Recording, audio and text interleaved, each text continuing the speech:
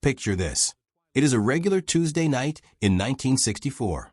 Millions of Americans are settled into their living room chairs, the glow of the television flickering across their faces. The Twilight Zone is on, and for 30 minutes, they are about to take a trip into the unknown. But on this particular night, something goes terribly wrong. The episode ends. The credits roll. And by the very next morning, the phones at CBS are ringing off the hook. Letters are flooding in. Advocacy groups are furious. And network executives, the same men who had given Rod Serling permission to air this episode, are now scrambling to make it disappear as fast as humanly possible. Within days, the episode is gone. Not just pulled from the schedule. Gone. Wiped from reruns. Banned from syndication. Scrubbed from every marathon, every holiday special, every late-night repeat. For over 50 years, this one chapter of one of the greatest television shows ever made was treated like it simply did not exist. No announcements. No explanations. Just silence. And here is the part that should really make you lean forward in your seat. The episode was not banned because it was too violent. It was not banned because of anything supernatural or frightening. The thing that made this episode so dangerous, the thing that got it buried for half a century, was a story about two real human beings sitting in a room and simply talking to each other. Just talking. And somehow, that conversation was enough to bring one of America's most powerful television networks completely to its knees. So what happened inside that room? What was said between those two men that scared CBS so badly that they locked this episode away for 52 years? Stay with us, because this story goes much deeper than you might expect. To truly understand why this episode caused such a massive explosion, you have to understand the world it was born into. The Twilight Zone first appeared on American television screens on October 2nd, 1959. It was unlike anything that had ever aired before. Every single week, it told a completely brand new story. Different characters, different settings, different worlds. One week you might be watching a man trapped alone in a ghost town with no one else around. The next week you could find yourself watching an astronaut slowly losing his grip on reality deep in outer space. You never knew what was coming, and that was exactly the point. The show kept you guessing, kept you unsettled, and kept you coming back every single week for more. The man behind all of it was Rod Serling. And if you only know Serling as the calm, mysterious voice that opened each episode, standing there in that dark suit with a cigarette between his fingers, then you only know half the story. Because long before he became the guide through the fifth dimension, Rod Serling was a fighter. A man who had been in the trenches, both literally and figuratively, and had come out the other side with something important to say, and almost nobody willing to let him say it. Serling was born on Christmas Day, 1924, in Syracuse, New York. He grew up in a quiet small town where life moved at an easy and predictable pace. But when he was old enough to serve in World War II, he signed up without any hesitation. He wanted to fight in Europe against the Nazis. Instead, the Army sent him to the Pacific, where he served as a paratrooper and witnessed some of the most brutal and horrifying combat of the entire war. He earned a Purple Heart. He came home carrying wounds that went far beyond anything any doctor could see or treat. The things Rod Serling witnessed during that war never truly left him.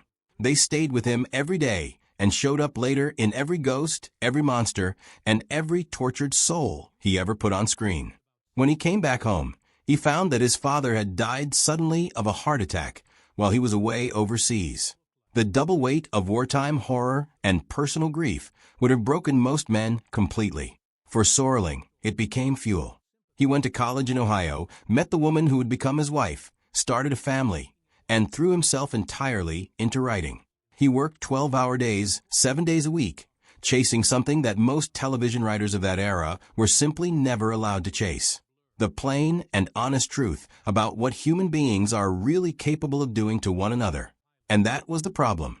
In the late 1950s, television was not built for the truth. It was built for sponsors. The companies that paid for airtime had enormous power over what audiences could see and hear. If a tobacco company sponsored a show, characters could not be shown getting sick. If a car company was paying the bills, you could not show a competitor's vehicle anywhere in the background. For a serious writer like Serling, who wanted to explore racial injustice and the deep wounds of war and the darkness hiding inside perfectly ordinary people, this was an impossible and deeply maddening situation. The breaking point came when Serling tried to write a television drama about a real tragedy that had shaken the entire country. In 1955, a 14-year-old black boy named Emmett Till was brutally murdered in Mississippi. The case horrified America, and Serling felt it was exactly the story that television needed to tell. But every time he tried, the networks and sponsors shut him down completely. They changed the setting, changed the characters, softened the message until absolutely nothing of the original truth remained. He described watching his work get stripped of every ounce of meaning it had started with. That is, when he had his breakthrough idea. If he could not tell the truth directly, he would hide it in plain sight. He figured out that the censors simply did not care about prejudice happening on a distant planet or injustice unfolding in a world that did not exist. So he started building exactly that kind of world. A world where the real monsters wore ordinary human faces, and the real lessons about society lived just beneath the surface of every supernatural story he told. The Twilight Zone was born from that frustration and from that genius. And for 5 seasons, it worked. Serling found a way to smuggle some of the most powerful social commentary on American television right past the people who would have stopped him. He wrote about race and war and conformity and fear, all dressed up in science fiction clothing that made executives feel safe enough to let it through. Critics loved it. Audiences were completely mesmerized. The show became a cultural landmark almost immediately. But not every episode made it through cleanly. And one episode, more than any other in the entire 5-season run, crossed a line so severe that it triggered something nobody at CBS was remotely prepared for. The episode was called The Encounter. It aired during the show's 5th and final season in 1964.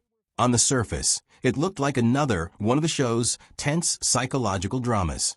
2 men, one small confined space, a slow-burning confrontation that gradually strips away every polite pretense until the raw, ugly truth sits right there between them with nowhere left to hide. The setup was deceptively simple. A white World War II veteran named Fenton, played by actor Neville Brand, is up in his attic cleaning things out when a young Japanese-American man named Arthur Takamori, played by a rising actor named George Takei, shows up looking for yard work. Fenton needs help. Arthur needs the money. They are both reasonable men. They should easily be able to get through one ordinary afternoon together without incident. They cannot. Sitting in that dusty attic, buried among the clutter of Fenton's past, is a samurai sword. Fenton took it from a Japanese soldier he killed during the war and kept it as a grim reminder of something he survived. But from the very moment Arthur lays eyes on that sword, something shifts in the air between the 2 men. The conversation gets stranger and heavier, and slowly, almost without either man realizing what is happening, their darkest memories and most buried hatreds begin rising to the surface like something that has been held underwater for a very long time. The supernatural element in this episode is the sword itself. The story implies it carries a kind of cursed energy, a malice that tears down every wall both men have built around their worst selves. Under its growing influence, Fenton begins saying things he has never said out loud before, things about the war, about Japanese people, about the darkest corners of his own heart. And Arthur, rather than backing away, matches him. He begins confessing dark and troubling things too. Things that, in the context of a story, are meant to show how the trauma of war leaves no one completely untouched or clean. And that is precisely where the episode went too far and sealed its own fate. The script, written by Martin M. Goldsmith rather than Serling himself, included one specific plot point that would prove catastrophic. The story suggests that Arthur's father had been a traitor during the war. Not just any traitor, but a man who had helped enable the Japanese attack on Pearl Harbor. A Japanese-American man living in the United States, working secretly against his own country from within. When this aired on national television, the reaction from the Japanese-American community was swift, fierce, and completely understandable. Organizations across the country spoke out immediately and loudly, because what they saw on screen was not a careful exploration of wartime trauma and shared guilt. What they saw was a program watched by millions of Americans, suggesting that a Japanese-American man carried treasonous blood in his family. That betrayal of America was somehow woven into his inheritance. The people watching that episode knew exactly what those words meant, because they had lived the consequences of exactly that kind of thinking. During World War II, over 100,000 Japanese Americans had been forcibly removed from their homes by the United States government and sent to internment camps scattered across the country. They lost their houses, their farms, their businesses, and their freedom, all of it taken away based entirely on their ethnicity and the fear and racism of that moment. Families were uprooted overnight and placed behind barbed wire in the American desert. Many of them had sons and brothers and fathers who, even while their own families sat locked in those camps, chose to serve in the United States military to prove their loyalty to a country that was treating them as enemies. After the war ended, the Japanese American community spent nearly 2 decades rebuilding everything they had lost and working to reclaim the dignity that had been stripped from them. And now, in 1964, here was a nationally watched television program suggesting that a Japanese-American father had been a traitor.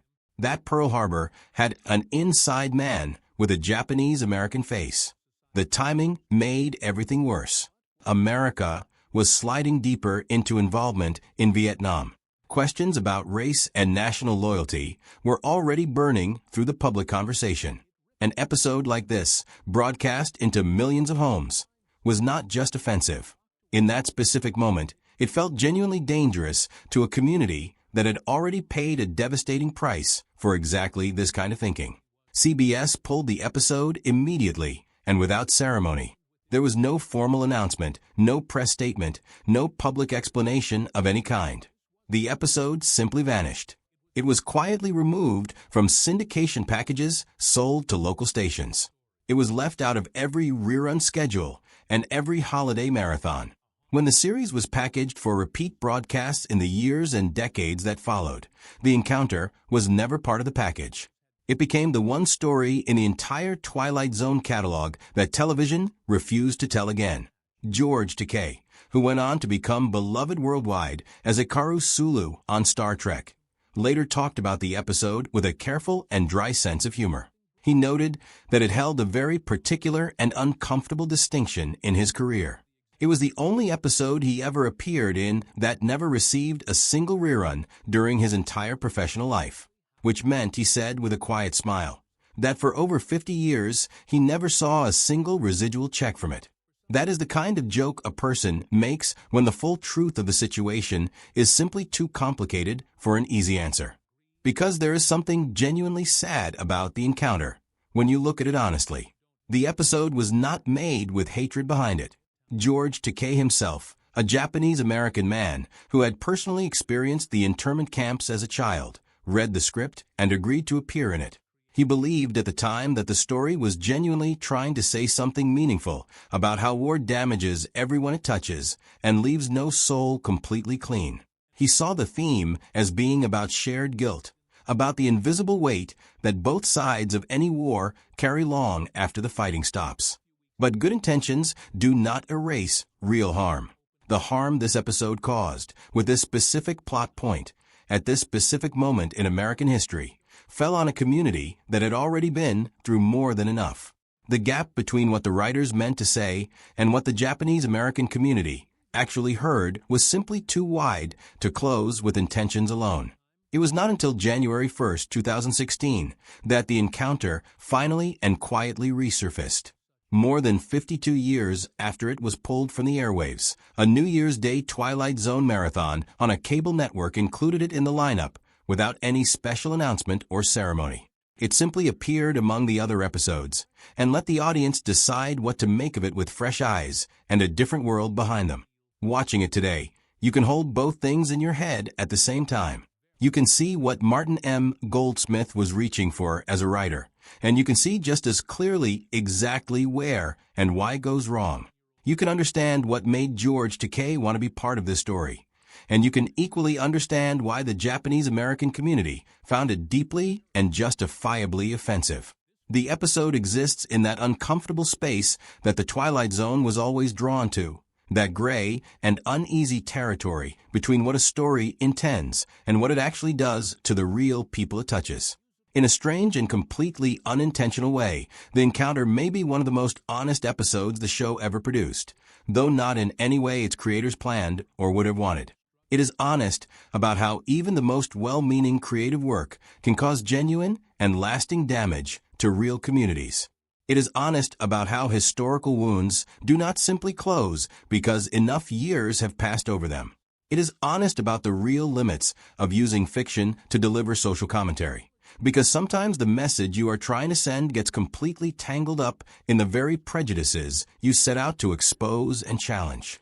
Rod Serling spent his entire career fighting against censorship and against the forces that wanted to keep American television comfortable and safe and without any real consequence. He found brilliant workarounds and creative disguises that let him slip real truths past the people who would have stopped him. But The Encounter stands as an important reminder that not every battle is fought against outside forces. Sometimes the most important limits are the ones a storyteller must place on himself. Sometimes the most responsible thing a writer can do is look at his own work and ask not just whether it is dramatically powerful, but whether it is fair to the real people it is talking about. Whether it takes genuine care of the communities whose stories it is borrowing. The Twilight Zone gave America over 100 episodes of genuine and lasting brilliance. It launched the early careers of some of the greatest actors Hollywood ever produced. It changed permanently what people believed television could accomplish and who it could give a voice to. Rod Serling's legacy is enormous and completely deserved. But The Encounter sits inside that legacy like a splinter that was never fully removed. A quiet and important reminder that even the most gifted and most morally serious storytellers work in a world where real people are shaped and sometimes hurt by the stories told about them. Where history is not just a dramatic backdrop, but a living wound that demands real respect. Where the responsibility of putting voices on screen goes far beyond entertainment, beyond artistic ambition, and even beyond the very best of intentions. For 52 years, CBS kept this episode hidden. Whether that was ultimately the right decision is something historians and viewers still debate today. What is not debatable is what the episode reveals about the America it came from, and about conversations this country is honestly still working through right now. The Twilight Zone always told us that the most frightening things in life were not the monsters, or the aliens, or the supernatural twists waiting around the next corner. The most frightening things were always the ones we refused to look at directly. The ones we kept locked safely in the dark, where we would never have to face them. For 52 years, The Encounter was exactly that. Something kept carefully out of sight, because looking at it directly felt too uncomfortable, too heavy, too loaded with the weight of real American history. Now that it is finally back in the light where anyone can see it, the question it leaves behind is one that Rod Serling himself would have recognized immediately, and probably would have written a very powerful episode about.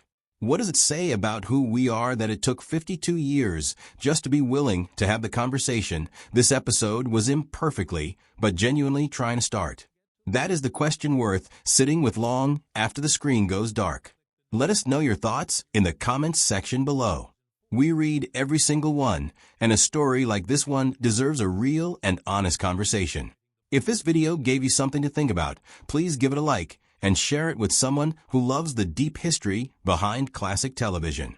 Hit that subscribe button so you never miss another story like this one. The next video is already waiting on your screen right now. We will see you there.